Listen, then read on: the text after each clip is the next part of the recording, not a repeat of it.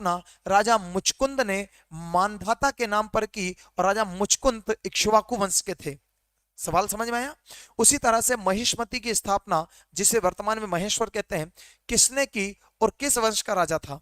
तो महिष्मति की स्थापना खरगोन जिले के अंतर्गत नर्मदा नदी के किनारे राजा महिष्मति ने की, और राजा महिष्मति हेहे वंश के राजा थे।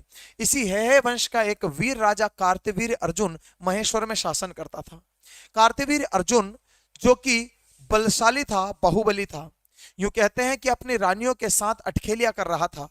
और कार्तवीर अर्जुन महेश जो था, उसने सहस्त्रार्जुन ने अपने दोनों हाथों की पुर से, उंगलियों से, कहते हैं सहस्त्र बाहु, उसका नाम क्या था? सहस्त्र बाहु। देखिए कार्तवीर अर्जुन, उसका ही नाम था सहस्त्र बाहु। क्या नाम था?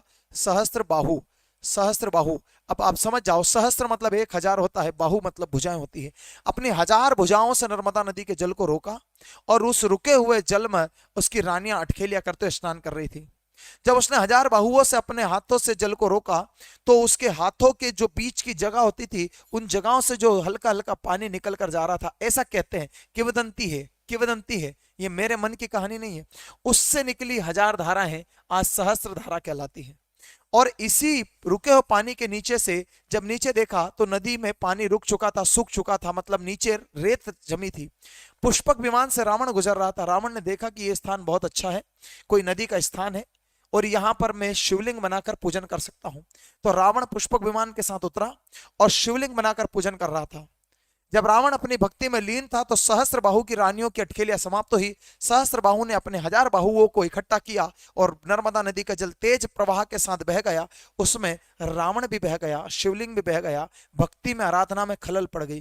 रावण क्रोधित हुआ और युद्ध के लिए ललकार दिया कि कौन है दुष्ट जिसने दुस्साहस किया। सबसे पहले वो नर्मदा नदी पर क्रोधित हुआ, और नर्मदा जी से क्रोधित होकर बात करने लगा। नर्मदा ने कहा, मेरा कोई अपराध नहीं है, सहस्त्रबाहु से जाकर बात करो, उसने अपनी भुजाओं में मुझे रोक रखा था। रावण ने सहस्त्रबाहु को युद्ध के लिए ललकारा। सहस्त्रबाहु युद्ध के लिए पहुंचा। रावण और सहस्त्रबाहु के बीच में युद्ध हुआ। रावण बुरी तरीके से पराजित हुआ। सहस्त्रबाहु ने रावण को पकड़कर अपने महल में लाया, और दंड के नाम पर कहा कि रात भर खड़े रहना, और रानियों से कहा इसके 10 शीशों पर 10 दीपक जला दो, और सुबह तक ध्यान रखना। सहस्त्रबाहु ने कहा, रावण हिलना नहीं, 10 शीशों पे 10 दीपक गिरना नहीं चाहिए। आज भी महेश्वर में सहस्त्रबाहु मंदिर है। सहस्त्रबाहु मंदिर आज भी है, सहस्त्रार्जुन के नाम से, सहस्त्रार्जुन सहस्त्रबाहु मंदिर। और वहां पर वे रावण के दशहरे के समय पर रावण के सिर पर दीपक जलाने की प्रथा है। तो ये सहस्त्र भुजा वाला ये आप लोगों को मिलेगा। कौन सा? सहस्त्रधारा जलप्रपात। कौन सा मिलेगा भैया राजा? सहस्त्रधारा जलप्रपात। तो मध्य प्रदेश में सहस्त्रधारा जलप्रपात कहां पर मिलेगा? तो महेश्वर में मिलेगा। ये सारी जानकारी आप लोगों के सामने है।